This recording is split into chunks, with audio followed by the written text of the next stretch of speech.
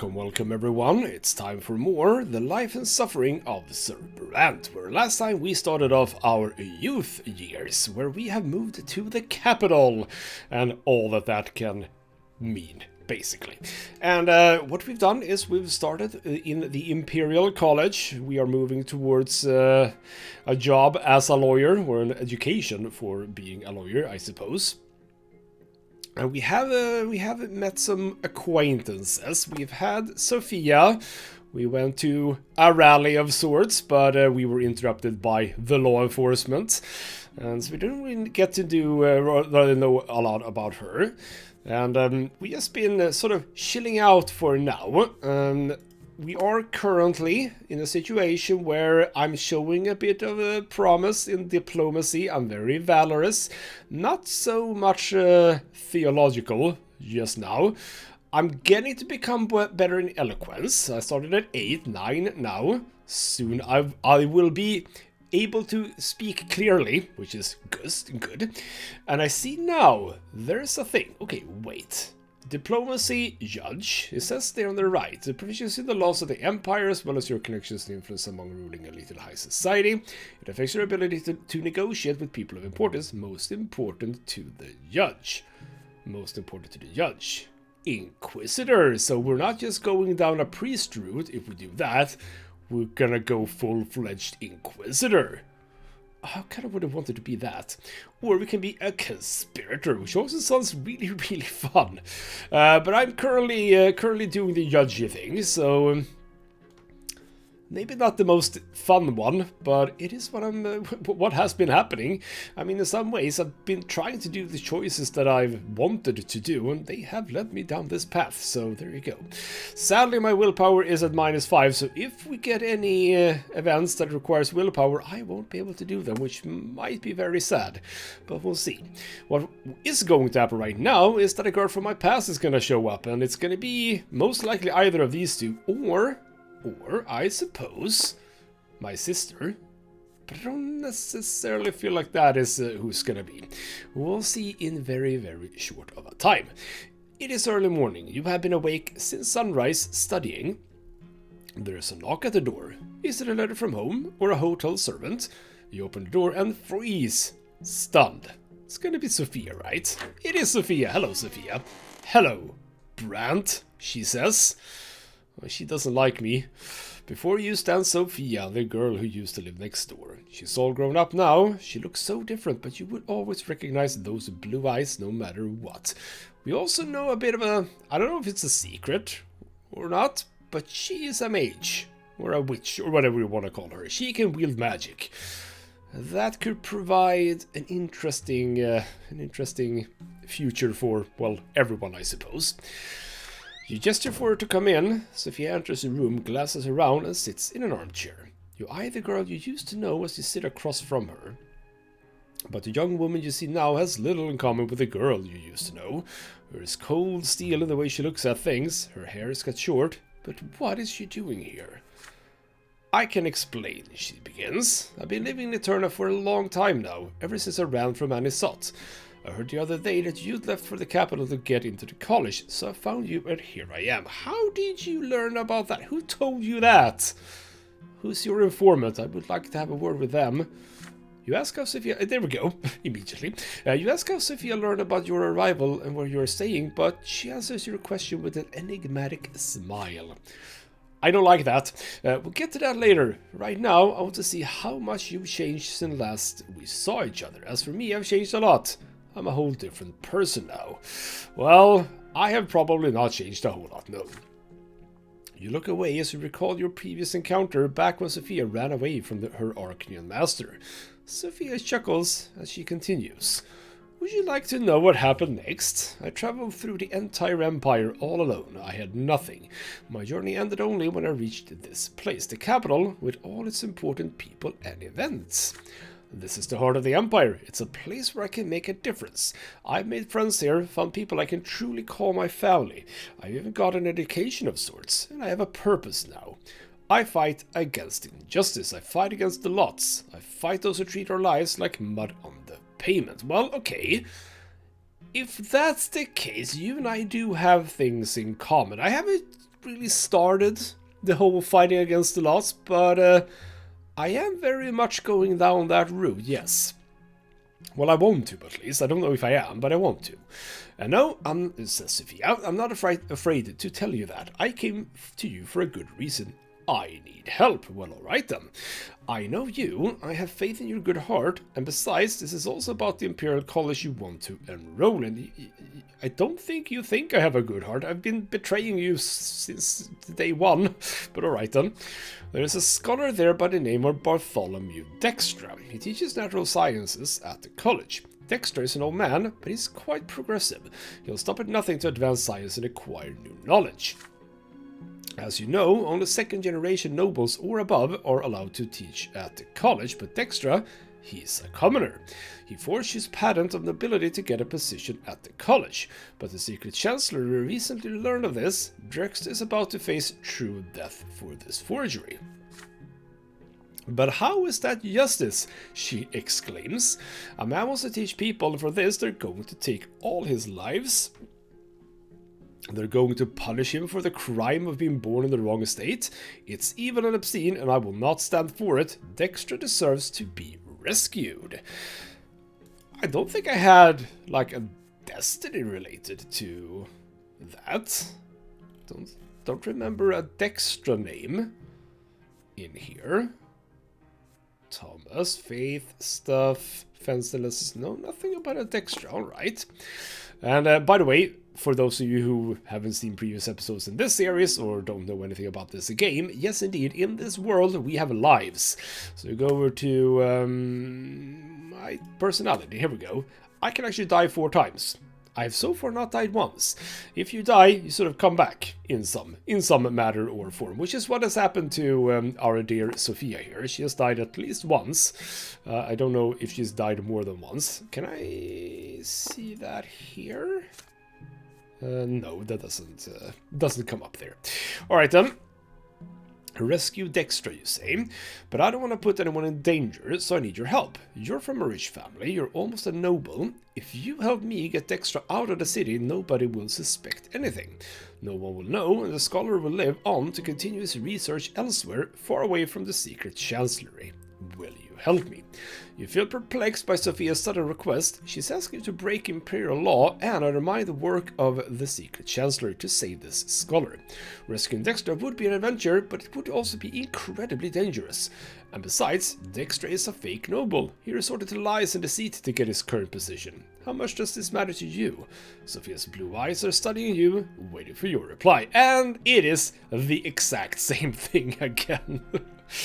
So, because she's merciless, which is apparently exactly the thing she could not be, I can't help her. I can assuage your guilt. I turn her over to Otto. Oh, bloody hell. I could have done that had my willpower been high, but I simply cannot do anything at all with this. Oh, she's gonna hate me even more for this.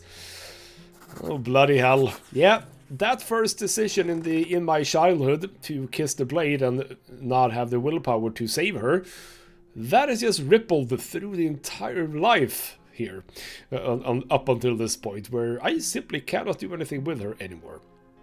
Well, also the willpower loss that I sadly had in, I think it was the last episode. No, you say you are not going to help Sophia. You're not going to break any laws for her sake. You did not come to the capital for this. Dexter, a fake noble, deserves his fate. He tried to fool the law, the college, and the empire itself. Even a scientific genius must be punished for such forgery and deception. I don't really agree with this, but, well, my character does. He had a paper that said he was a noble, but only a sacrament can make a person a noble, so Dexter's crime is also in affront to the gods themselves. Sophia leaps to her feet, her eyes burning with wrath, about to shine with yellow light again. You cringe involuntarily. Is this where I die the first time? Is this where I die the first time? Well, we'll see. Your law makes slaves of us all, she says. We are born, we live, and we die, all to serve those who were born in a higher estate. Is this the order you want to protect? Not necessarily, no. The fire in Sophia's eyes fades. She suddenly grows silent, then continues calmly. Then so be it. I don't blame you.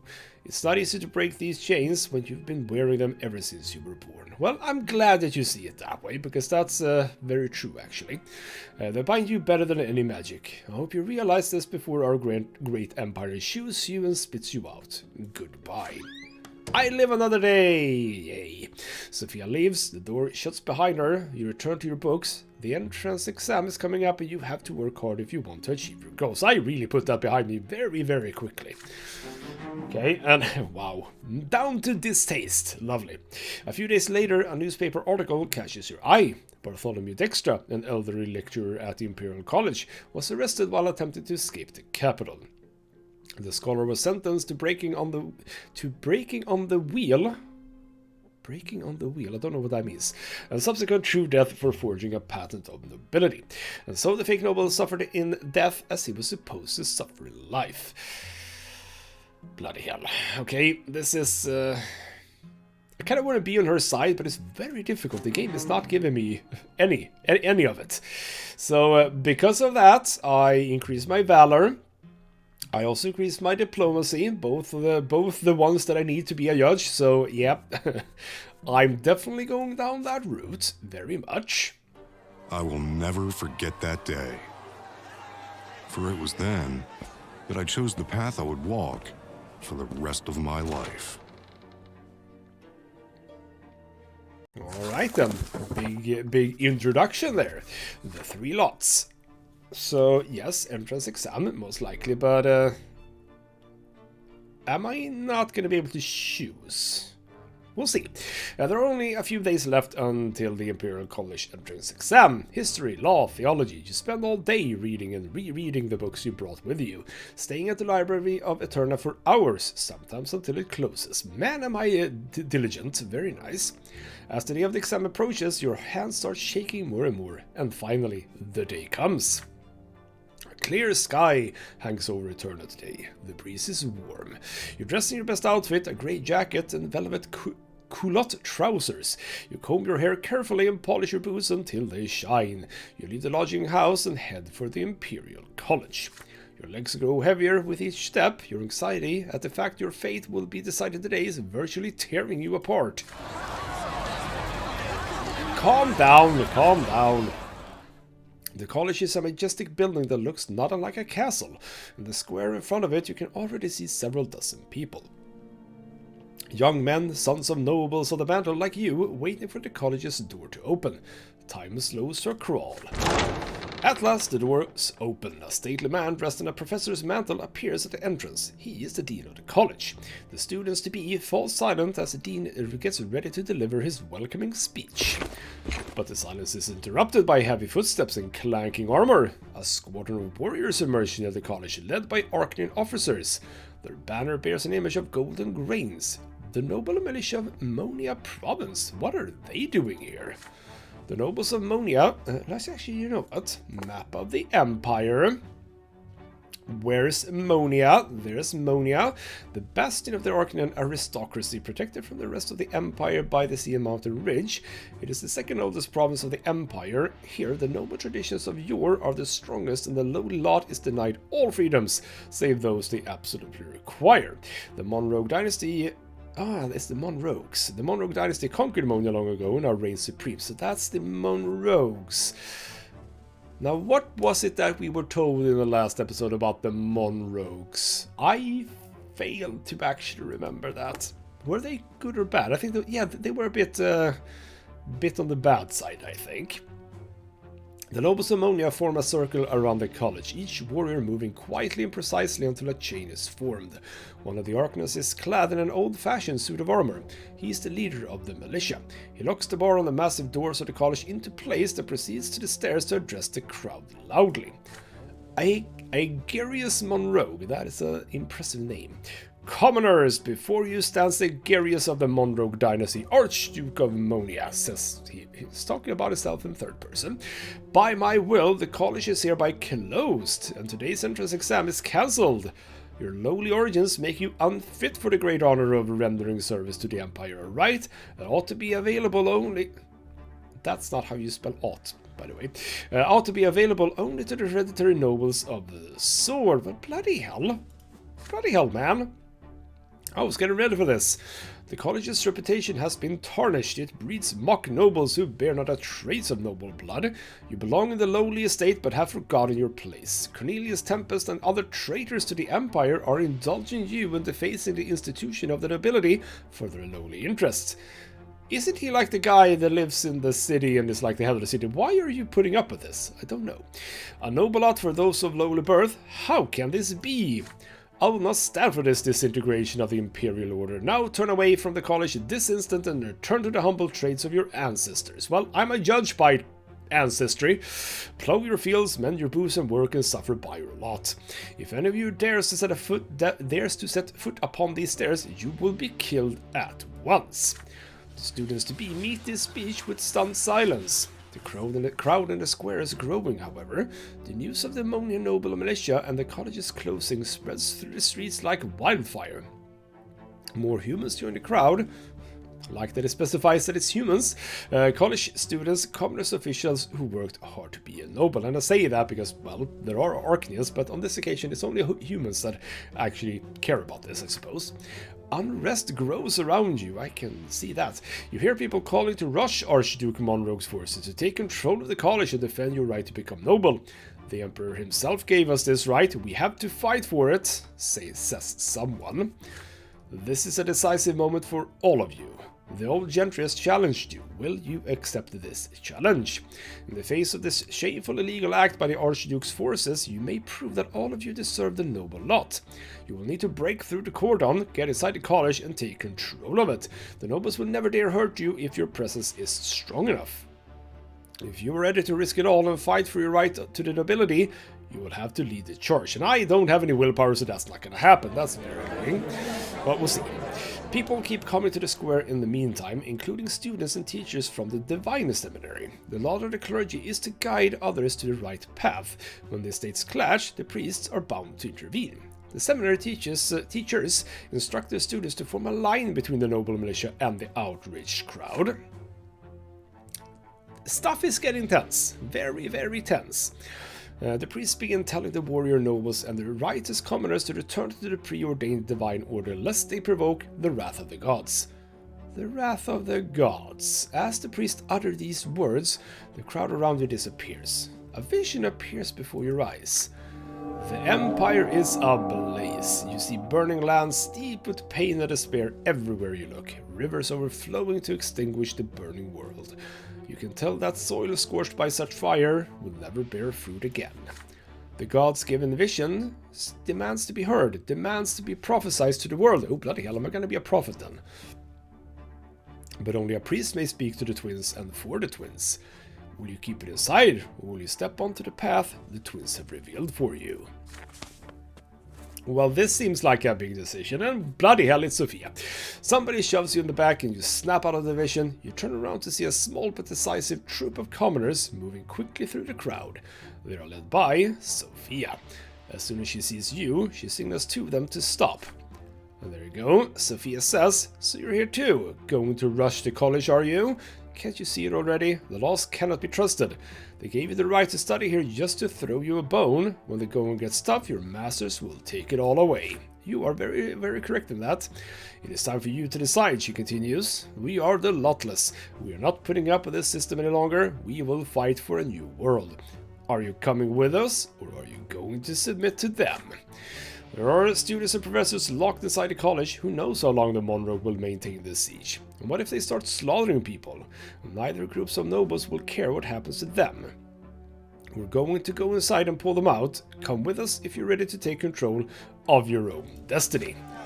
The tension in the square is palpable, and the situation is about to implode.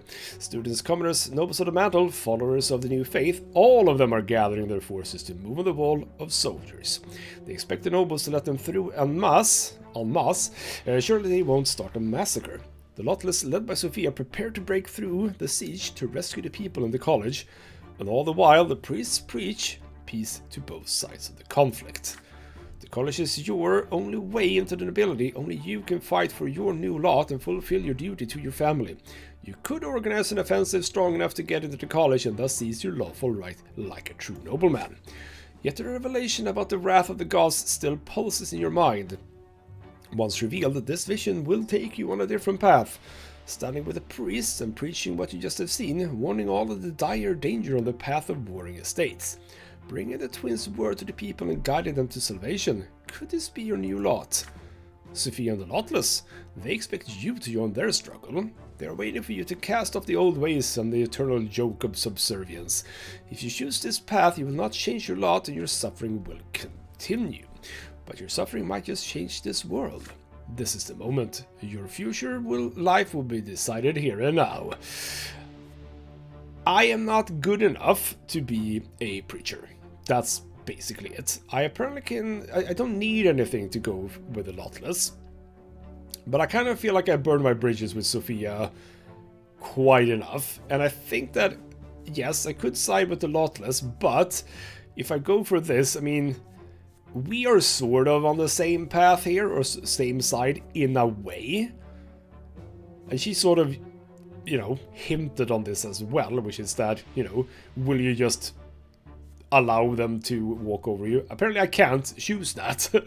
It's either follow them, preach, or break through. It's not like you say, you know what? It's been a fun run. Anisot is a quite nice city after all. I can just go back. No. We are not doing that. Chris Brante is not that kind of person. I think that since I actually do have the diplomacy and the valor to do this, it feels like that's what I want to do. This could be... I mean, it feels very much like this is the... well, it is, actually, now that I think about it. This is the way out, so to speak. If you are not good enough in either diplomacy, valor, theology, or eloquence... I mean, you can't do any of this, so you have to do this. So as I can do this, obviously this is what we're doing. Let's lead the charge. Apparently I didn't need willpower for that, so that's a good thing. So I get to work. Recalling the books on military tactics you used to study as a boy, you call out to the students and children of nobles around you and assume command. They hear you, and they listen. I'm making a name for myself today, I feel like. You stand together in close formation and march toward the weakest link in the line of nobles, more people joining you along the way. A veritable phalanx of young men armed with nothing but determination against the noblemen's swords. The noble militia readies their steel. The arcane officer in command of this section halts you and orders you to turn back. You step forward and give him your reply. These people are here to study at the college as the emperor himself has decreed. You have every right to fulfill the imperial law, and any nobles who dare to intervene will be defying Uther Tempest II himself. Your plan works. The officer hesitates when confronted with your words and your vigor. The noble militia is no longer ready to use their swords. This is your chance. You command your forces to focus their advantage in numbers for a singular push, and the militia line breaks. You reach the college gates, more people start running for the breach. The nobles get their bearings quickly enough to restore the line, but your phalanx is already inside. You waste no time and begin barricading the gates. The students who are struck inside the college run toward you. You quickly tell them your plan, block all the doors and windows with whatever comes to hand before Monroe's forces can get in. If they do get in, only the twins know what they will do. One by one, all the entrances are swiftly barricaded. The riot outside the college has calmed for a moment, it seems. Through an open window, you hear Monroe giving orders to his militia. The Archduke is forming a strong perimeter outside the college, ready for a proper siege. Students and professors of the college go to the balcony to negotiate. You are among them. And, Aegirius Monroe, back to him, surrender and leave this building. I am not here to kill or execute you. No loyal subjects will die by my hand. But they might die by my militia's hand. We'll see. The humans boo and jeer at Monroe's proposal. The dean himself appears on the balcony. The imperial family established the college, he claims, and he cannot defy orders given by the great Arcane Tempest dynasty. And so the college remains besieged. The noble militia stands in a circle around the building, but there are no preparations for an assault. The outrage in the square continues. You remain in control of the college for the entire day and the following night. By the sunrise, the Emperor's herald arrives in the square. He brings news. The Emperor is delighted to see Archduke Monroe in the capital, yet he demands that the noble militia of Monia vacate the square and allow classes to begin at the college. The besieged college celebrates the news. This is the work of Cornelius Tempest, the great chancellor, the emperor's brother. He managed to convince the emperor to order Monroe to withdraw. Even the Archduke of Monia, the most powerful noble lord in all the empire, cannot disobey a direct order from the emperor. Still, the college would never have held out for an entire day without your phalanx's determination and your daring plan. You, the people of the common estate, have secured your right to study and learn the noble lot. The college is open again, and the entrance exam will take place in a few days. You aren't nervous at all this time. All the lessons at home, the books, the schooling, your own noble actions, all that work and effort has finally reached its culmination. The procedure for appointing a provincial overseer, the 5 great Arcanian dynasties, the property rights of all estates, you answered all these questions with ease. Hours pass, and the dean of the college reads the names of the new students to the young men gathered at the college steps. Your name is among the first. He praises what you did in defense of the college. People like you are the empire's future, Sir Brante, he says. Lovely. Sunlight fills the college square. It feels so soft and soothing here in Eterna, not as harsh as it gets in Anisot. You watch the pillars shine in the sky as you walk down the steps of the college. You are a Brante, the 3rd judge in the family. Well, not a judge yet. The man who will soon join the family's noble blood tide. You have seized your right to achieve the nobleman's lot. Big day this one. You should write to your father now. He will be so proud of you. Well, we shall do just that then. Alright then, Path of the Nobleman. That is indeed what happened.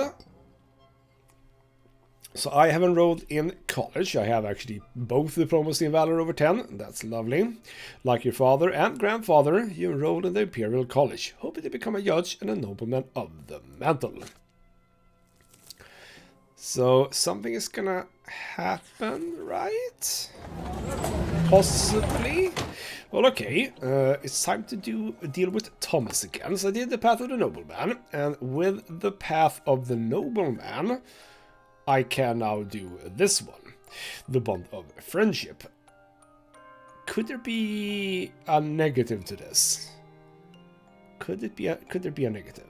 Did I have anything else with the Path of the Nobleman? Yes, the Fight for Your Father event, but that is in the Imperial College tournament, so nothing has happened with this yet, apart from the other things. So alright then, Thomas, what's up? You return to the lodging house one last time to gather your belongings for the move to your new home. A young man dressed in the uniform of the military academy greets you by the door. It takes a moment to recognize Thomas. Your friend locks you in an embrace and says, Thomas, Brante, hey, how are you? I heard about the nasty stuff that went down in the college square. Those damn gentry would do anything to keep low-born folks under their thumb. Glad the situation resolved itself. As for me, I am an academy cadet now.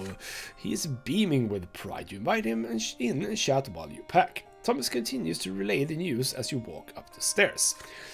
I made it onto the top 10, can you imagine? Did pretty well in sparring and the sciences. It was all thanks to the help you gave me back in school in Anisot. I'll be studying the art of war now, and then it's a quick march to a noble title. How about you? You tell Thomas about what happened over the past few days and of the path you have chosen. He remains quiet as you speak. Both of you realize that you may never see each other again. You know, Brante, here's what I think. You may have your own path in life, but you're my friend. We gotta make sure our friendships last forever, no matter what happens to us. Here, I brought 2 brass rings. If the old tradition is to be believed, both the rings and their wearers will always remain close to each other, no matter where fate takes them. What do you say? The 2 of you grew up side by side. Thomas, the audacious, hot-blooded, sharp-tongued boy who used to live next door. You can't imagine your childhood without him. But would it be right to promise him that your friendship will last forever, no matter what happens? 2 rings made of plain brass lie in his open palm. If you wear these rings, you will be bound by ties of friendship for the rest of your life. I can just take the ring. If I hadn't taken the Path of the Nobleman. Well, actually, oh yeah, and he would have been higher up. What's the difference between these, really? Okay, so presumably this is the way out if you hadn't taken the Path of the Nobleman. And I can just say, you know what, we're just friends, so to speak. Or I can just end the friendship. No, we don't want to do that. No. We're gonna go for this one. I mean, Thomas is a nice person, after all. Obviously, something is gonna happen because of this, definitely. But is it gonna be a bad thing or a good thing? It could be a good thing. Not all things are bad. So, alright then, let's swear the oath. Let's be real about this. You take one of the rings from his outstretched palm. The two of you have walked side by side ever since you were children. Even now, you're walking in the same direction toward a noble title. You as a judge and Thomas as a warrior. Nothing will ever tarnish your bond. You swear an oath of eternal friendship to Thomas. Thomas solemnly swears the same. You put the brass ring on your pinky, a perfect fit. Thomas follows suit. He starts beaming again. And says, now we're friends forever for all eternity. We gotta celebrate this. Come, I know a place. I gotta show you. Tastiest meat I've ever tried, Brante. My treat. Aw, how lovely. The two of you go to a noble salon by the square of Emperor Severin. Surrounded by tobacco smoke and mead bottles, you wag your tongues. You wag your tongues. Are we dogs or something? Recall the days of your adolescence and make plans for the future. Nope. Right. Wagging tongues means we're talking to each other. There we go. I knew that. Nobody knows what could be waiting for you, but you promise you will never lose sight of each other. So we are indeed bound by a friendship. We don't really have a good relations necessarily, but like we're nice anyway to each other. All right then. That's cool and well. So indeed, we filled up that event as well. An unbreakable bond of friendship. How lovely indeed. So there we go. That was that. New page. It is now fall, the same year, a letter from home.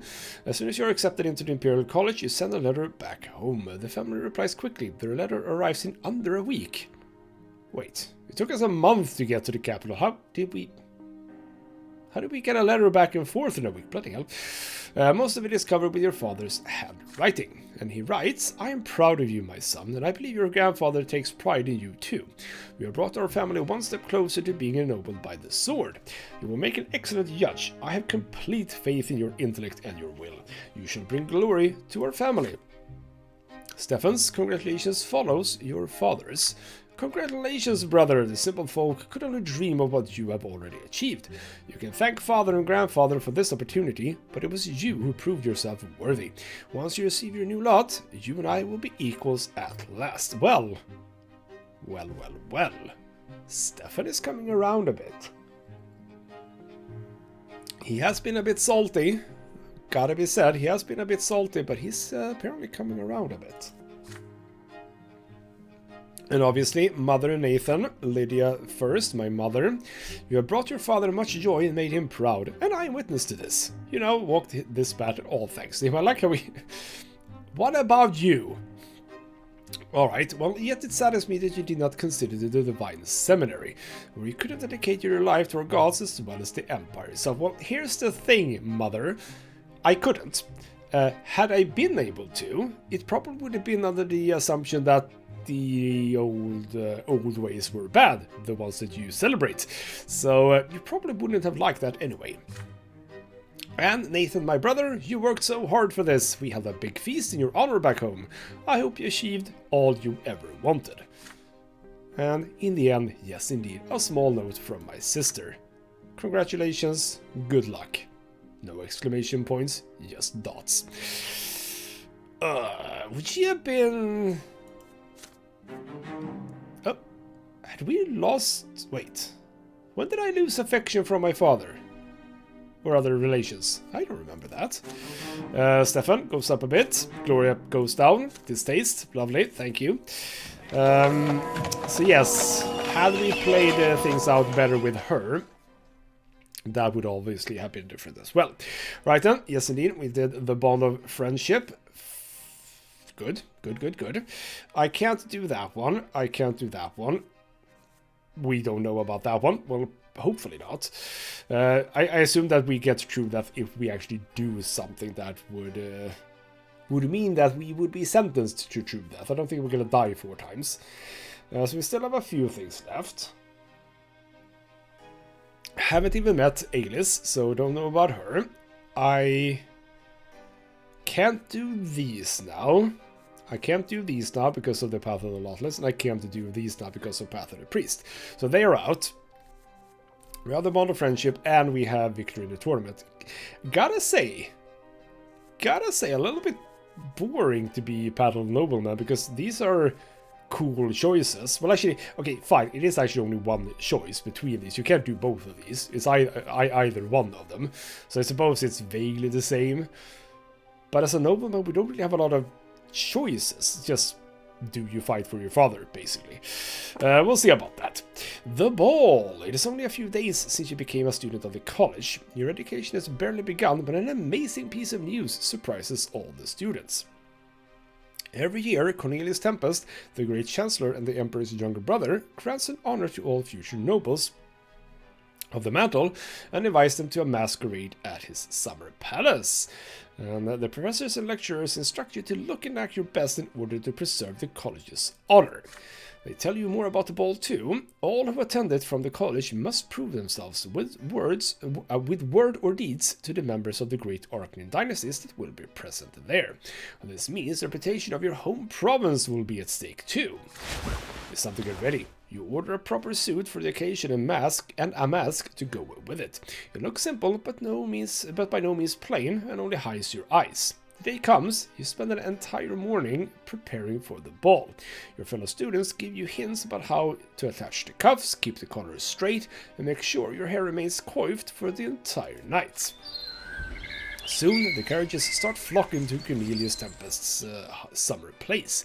The tall, ornate outer fence surrounds a sprawling garden in full bloom. The marble-paved driveway is so wide it can accommodate 2 rows of carriages. You and your fellow students walk up the massive stairs to the front door of the palace. You seem tiny and incongruous against the background of this scenic grandeur.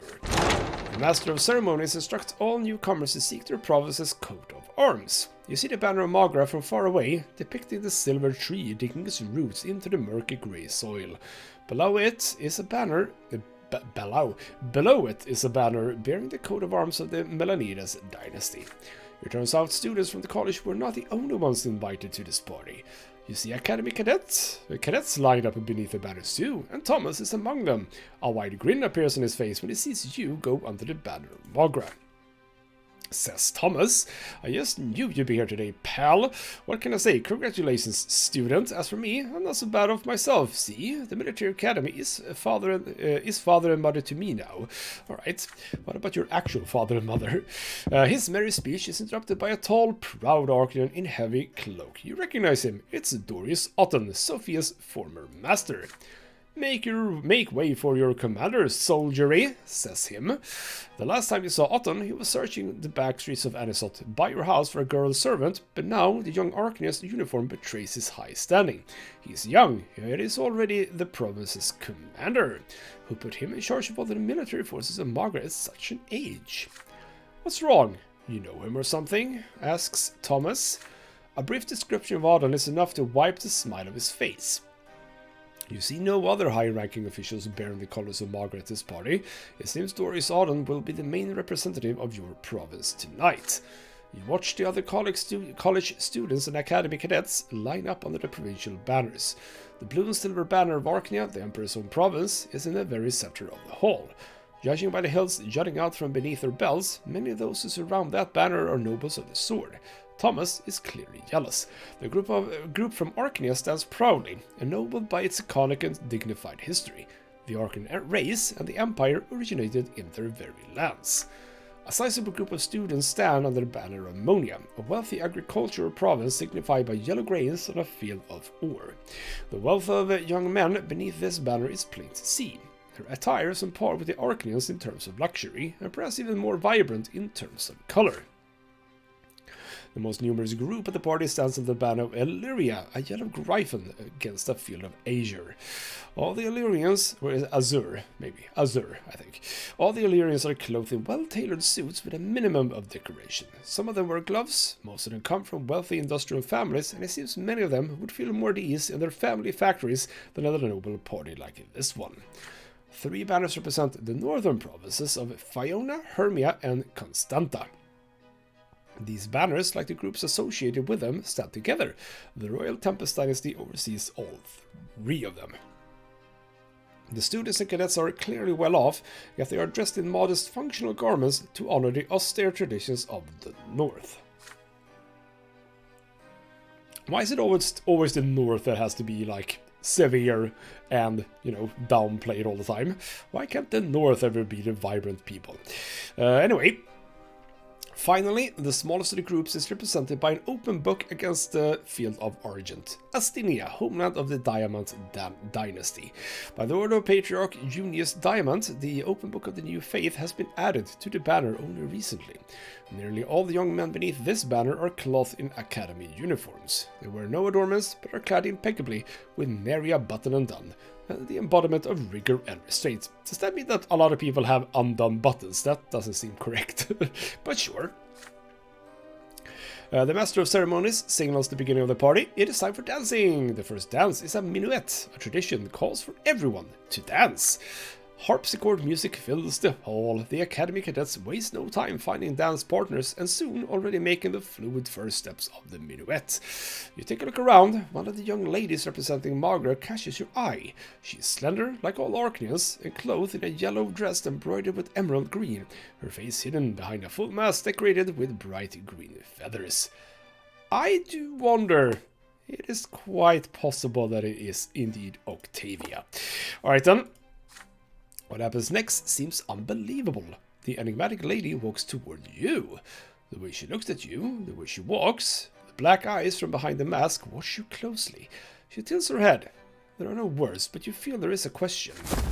Everyone in the hall is startled by a sudden noise. You look behind you and see Thomas getting up off the floor, his face a grimace of rage. And this is why we shouldn't have the eternal friendship with him. Alright then. Dorius Audon stands before him, eyeing him with disgust. His arm rests on the hilt of his sword. And he says, "Who allowed this clumsy commoner inside the great Chancellor's palace? Its noble masters are trying to dance and it's getting underfoot." Thomas looks like he's about to explode in Audon's face, but the smug Arcanian sword is a clear threat. If your friend's rage gets the better of him, he will end up in trouble. The enigmatic Arcanian beauty, however, quickly loses all interest in their quarrel. She comes even closer to you, expecting you to invite her to dance. Oh, bloody hell. Oh, but I kind of want to do this. I mean, Thomas. We don't really, I mean, we're bound by friendship, sure, but don't really care a whole lot about each other. But that probably leads to diplomacy going up. But do I care about diplomacy? I mean, I'm good at it, but I'm even better at valor, which possibly goes up here as well. No, I want to dance with the mysterious lady. I know I should probably go for this because, again, it's a lock because I'm at a specific level, but no, I want to dance with the mysterious lady, damn it. Thomas can fend for himself. He's probably gonna die, but we'll see what happens. I can do 1 or 2 fun choices in this playthrough, okay? I'm allowed to, damn it. You turn your head toward the Arcanian beauty and offer her your hand, taking care not to rush your movements. A moment later, her fingers gracefully come to rest in yours. Bloody hell, that's forward. The masked lady's touch feels electric against your skin. You walk together to the center of the hall where the other couples are already dancing. You bow, and she makes a curtsy. Maybe we can sort of calm the situation by just showing how good we are at the dancing, maybe. Her hands are incredibly thin. They seem so delicate, you fear you might snap them if you squeeze too hard. You adjust to her steps, counting the rhythm of the music. Your lady for the dance is an Arcanian, a noble born to rule, yet this is a dance where you must take the lead. I was about to say, you can't follow her, you are the one who are gonna make her follow. As you walk around her, your eyes catch an embroidered ornament on the arm of her dress. You spy many thin emerald threads all interwoven into a pattern of interlocking snakes. This young woman is Octavia Milanidas, daughter of the Archduke of your home province. Well, who could have thought that that would be a thing? The minuet ends. You bow to the lady and offer to accompany her wherever she chooses before the next dance. She says, "Why, then be so kind as to accompany me for another dance." Alright then. Ooh, there we go. Before you know it, the night is almost over. Octavia will not let you go. She does not accept another invitation until she has danced with you 3 times. You spot Thomas in the crowd during a break. He catches your eye and salutes you with a wine glass. Judging from his lopsided grin, Auden must have had him removed from the dance floor. But any concern for your friend is forgotten when you see the beautiful Octavia approaching you again.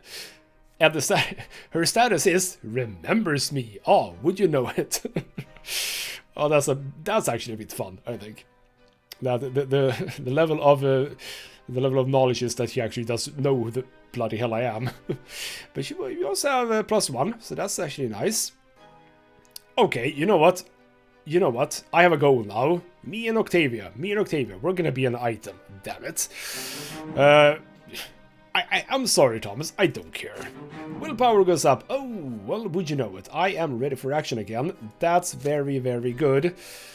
So I suppose that's sort of vaguely how it goes. Is that it? When you have choices, and some of those choices are unlocked, that will be when you possibly choose, or rather use willpower. But if you choose something that it doesn't have an unlock feature, which on this occasion was to dance with the woman, or the lady, then you get willpower.